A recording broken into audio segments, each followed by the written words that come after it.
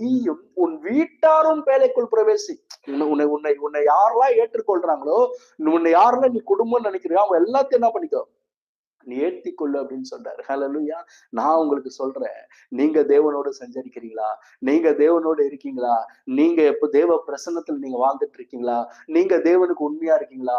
நீங்க தேவனுக்கு நீதிமானா இருக்கீங்க. நான் சொல்றேன், உங்கள் நிமித்தம் உங்கள் பிள்ளைகளும் உங்கள் குடும்பங்களும் ஆசீர்வதிக்கப்படும் அப்படின்னு நம்புங்க. ஆமென். உங்கள் குடும்பங்கள் மீது நீங்கள் சாபத்தை போடாதீங்க.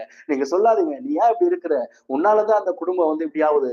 உன்னாலதான் இந்த குடும்பம் வந்து பிரச்சனையாகுது. உன்னாலதான் இவ்வளவு பொருளாதாரத்துல ப்ராப்ளம் ஆகுது. நீ தான் காரணம். பிள்ளைகளை சொல்லாதீங்க, நீங்க தான் காரணம். உங்க வீட்டுக்காரர் சொல்லாதீங்க, நீங்க தான் காரணம். மனைவியை சொல்லாதீங்க. நான் சொல்றேன், அதெல்லாம் விட்டுட்டு நீங்க சொல்லுங்க, யார் நிமித்தமா?